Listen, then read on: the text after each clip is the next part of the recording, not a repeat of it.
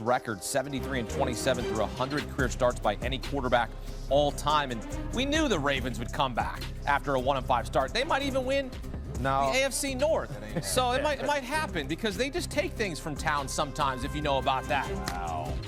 It's been a while. All right, how about that? Look, B-Mac, we knew the Ravens were going to come back. We knew they were going to rip off some wins. What are you talking about? We knew they were going to rip. Look, they had Mark Andrews under center at one point in this game. That was right? Creative. Right? No question. I mean, the defense is running suicides in the end zone. They're celebrating, right? They're running back and forth. Nice, Ellie. Matter of time. I mean, right now with the Baltimore Ravens, yes, you need to be mindful, especially if you're the Pittsburgh Steelers who sit in the top of the AFC North, because they have the talent to be able to make things dicey in terms of having that horrendous start. Today, Lamar Jackson, to his standard, pedestrian-like numbers, but he didn't need to do a lot. He was just super efficient. I would like to highlight the defense, because you remember in the first month of the season, that was the Achilles heel for their entire team, the inability to get stops, and they allowed an abundance of points. The last 4 outings for the Baltimore Ravens defense, even going back to that loss against the Los Angeles Rams, they allowed 17 points in that ball game. Since then, 16, 6, and today, 19. That's winning football. So with them finding their get-right mojo with their team, and we know what their offense is going to do, that's why if you're the Pittsburgh Steelers, I know when you play the game of football, Melvin, you never want to look in your rear view. You want to look forward. But if you're Pittsburgh, you might need to be checking that rear view to see exactly who's behind you, because if you're not careful, Lamar Jackson might make this thing real interesting down the line. What do you think right now? What is your assessment and evaluation of Baltimore after that 1-5 start? I mean, I knew they were going to come back. It's hard to play Ravens football when the best Ravens you got are injured. Yep. I mean, the defense was hurting. I mean, Lamar being out, I mean, you can do a lot of stuff, but when your head guy is out, it makes things very difficult. But I knew once they got him back, things will get back in motion. I mean, Harbaugh, I mean, he's a motivator, dude. This guy he's unreal. So I just knew that he'd get them back in it. They're taking the games out of the locker room. Them boys locked in. They're going to be all right. Who would have thought? That's what they needed. Play the games on the field. And look, this is their next 3 weeks. These are all winnable games. Cleveland, the Jets, and the Bengals. I mean, all of a sudden, we can go from 1-5 to 7-5 if you're Baltimore. Just like that. We're going to see the schedule right here. They have the Cleveland Browns. Be interesting to see if they're playing Dylan Gabriel or Shedeur Sanders next week. You got the New York Jets. You got the Bengals. They're coming up.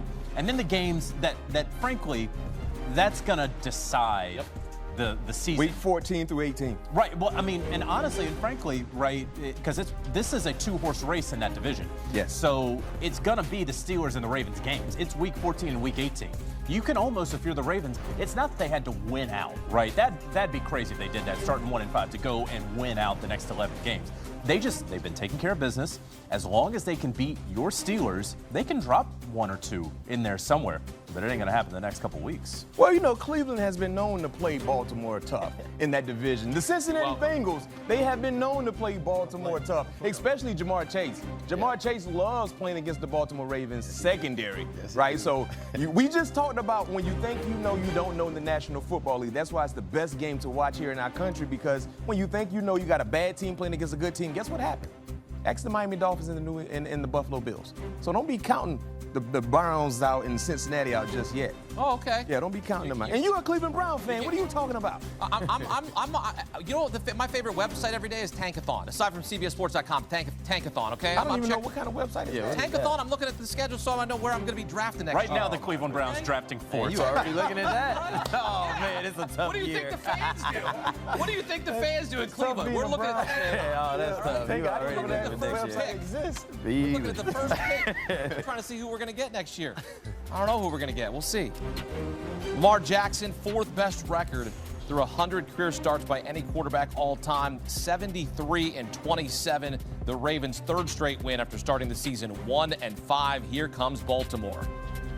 He's throwing an interception, but before that, Lee J, what have you seen from him? Poise in the pocket, a little bit of what we saw last week versus the Lions, right? I mean, this kid has been nails the last week and a half. Now, Emily, you just talked about that interception. That was actually a better play on defense by Malik Starks as the middle field safety tracking that ball. But that slot fade to Jalen Naylor, I mean, he put it only where Naylor could catch the football. Also had a couple big throws to Justin Jefferson, and they've been able to get Aaron Jones going as well. So I love the progression, right, the growth from J.J. McCarthy from what we saw earlier in the year. And Ryan, you know this, sometimes as a young quarterback, you need to sit back and just see a veteran run the offense. That way, when you are thrust into the lineup, you have that confidence to run the offense. I think that's what we're seeing from J.J. McCarthy. Yeah, 100%. Those are good points, Lee J, because remember, for last season didn't play at all because of the knee injury in preseason. Played 2 games this year, got hurt, had to sit and watch. These last 6 quarters or so, Emily, he feels like a different player. And Kevin O'Connell, perhaps more than anyone, more than Kyle Shanahan, more than Sean McVay, preaches patience with his young quarterbacks, and he puts them in position to have success. And I think JJ, the game is slowing down a little bit for him. And that may be more about JJ than the actual football. And we're seeing him play. He's a lot more calm in the pocket. He's making better decisions with the football. He doesn't look quite as frenetic, and that's translated to the field. Good players throw interceptions, and as LD noted, that was a great play by rookie Malik Starks. But I think it's encouraging if you're Kevin O'Connell, if you're Justin Jefferson, if you're Jalen Naylor and company, to see the way that JJ has played over this last game and a half, because you can play with that going forward, and it is a huge upgrade, because we had questions at the time, but it's a huge upgrade over what we saw from Carson Wentz. Yeah, especially when people are talking about, look at the quarterbacks who have left the Vikings and how well they are playing. This is why they had true belief in J.J. McCarthy, and he is playing up to the bill right now. Speaking of Bill, how about the Bills? 0 points right now, down 13-0 over the Dolphins. We were chatting a little bit ahead of time that maybe in a bit of a look-ahead spot, putting a lot of emphasis on that Chiefs win last week. Ryan, how do you see this one so far? Well, as we were talking, I almost pulled a Danny Cannell. Emily started cheering because James Cook fumbled in the red zone. So the problems are exacerbating for the Buffalo Bills, who are making a move. They just converted a 4th down. Tua looks like old school Tua prior to 2025 Tua. Mike McDaniel looks a little more comfortable in his skin. He doesn't look like he hasn't slept in 4 or 5 days. And the running game's working a little bit with Devin Achane. And I think it says something that Jalen Waddle, who, according to reports, the Buffalo Bills desperately tried to get at the trade deadline, had a huge touchdown grab over first-round pick Max Hairston earlier in this game. This is as sluggish a start as we've seen from these Buffalo Bills. It's not concerning, but it is encouraging when you're the Miami Dolphins, a team that we have left for dead time and time and time again this year, showing some life at home against one of the best teams in the AFC. Yeah, to that point, right, that was a heck of a play by Jack Jones, the corner, to punch the ball away from James Cook. We were just talking about it. They hadn't been able to get him going, and to me, the Bills are their best when James Cook is running the ball effectively. He breaks a long run and then fumbles the ball. The offense has kind of looked lackluster. They've been in too many 3rd and longs, which has played into the Miami Dolphins having some success getting after Josh Allen. You can't be behind the sticks every single play and being 2nd and long and 3rd and long, and that's where they struggle. And we see the thing that's really reared its ugly head for the Bills, right? Their receivers can't separate in man coverage. Miami's playing a lot more man coverage, and Josh Allen has nowhere to go with the football. So you talked about how they picked up that 4th and 1. Benito Jones, the defensive tackle, jumped off sides. Next play, you get an explosion from James Cook, but then you give the ball right back to the Miami Dolphins. Tua has an interception earlier, but he's been pinpoint accurate since then. I believe he's 7 of 8 since that interception. And you talked about that Jalen Waddle touchdown. Also an absolute dot in the red zone to Malik Washington. This does look like the Tua of old. Yeah, very encouraging for the Dolphins, but we're going to pump the brakes on the panic for the Bills yet. Still a lot of football left to be played. Elsewhere, the Tom Brady Bowl, as we like to call it, between the Patriots and Bucs. And Tom Brady would be proud of the quarterback play that he sees between these two guys, with Drake May and Baker Mayfield, both really playing at MVP-type levels. Lee J, how are they playing today? Yeah, the interesting thing, Emily, is that Baker Mayfield actually the last 2 weeks has kind of struggled, right? Even that win versus Saints, he didn't look his best. And you go back to the week before that versus Lions, he didn't look good at all in that Monday night game. They're coming off the bye. And Emeka Egbuka was featured prominently in that first drive. But Ryan, you know this, the first 15 plays are scripted. So everything looked good. Now, they've had a lull a little bit on offense since then. And that's a credit to the Patriots defense. They are one of the best defenses in football. They just tagged on a field goal to, I believe, go up 10-7. But there's been some struggles with Baker Mayfield in this offense. Obviously, the injuries on the outside with Mike Evans and Chris Godwin hurts when it comes to the receiver and quarterbacks being on the same page. Also, Ben Brinson, their guard, he got hurt in this game on a field goal block. He hurt his hamstring, and he's not in the game right now. So they get their right tackle back. I think some injuries have kind of plagued the Bucs offense. Adversely, when you look at Drake May, that Bucs defense has got after him a little bit now.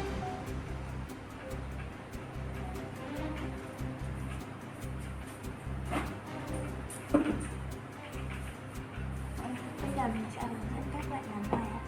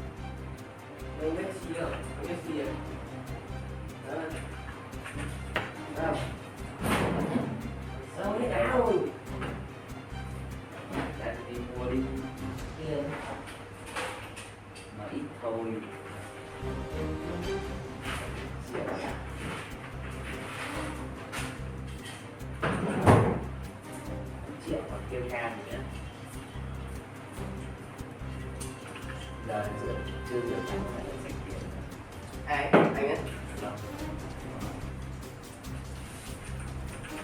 Anh phải biết rồi. Anh không được kia này.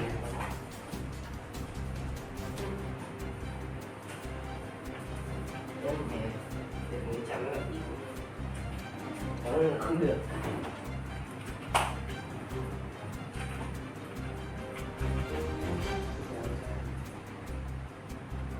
Anh không có mặc gì không được.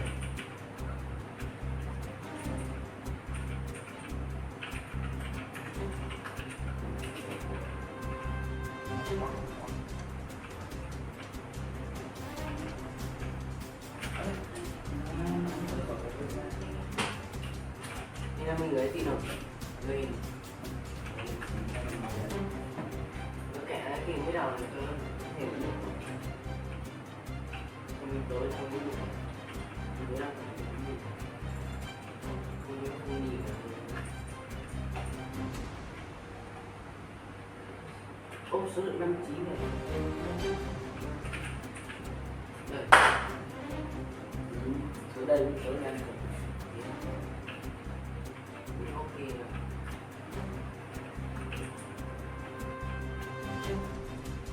Cái này là cái gì của nó đọc ấy.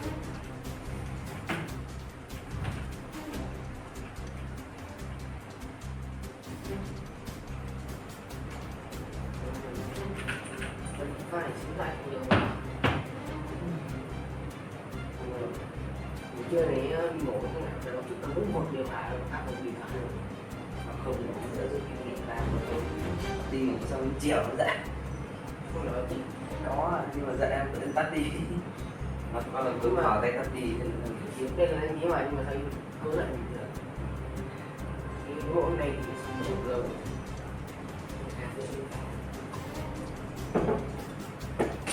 Cái này thằng Trạm là mình phải kia.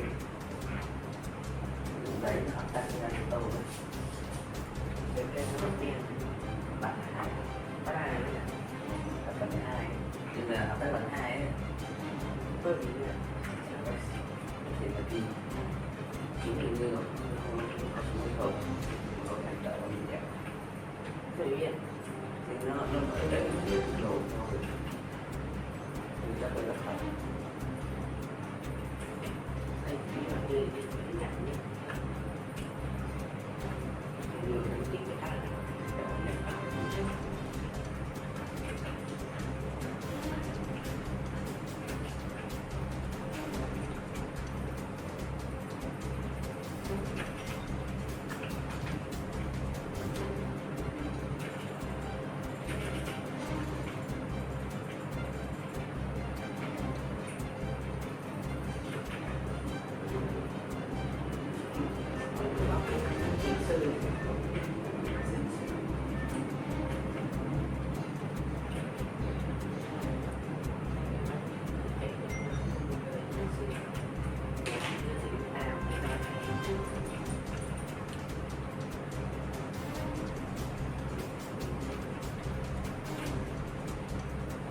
ngủ lên 3-4 giờ đó, kia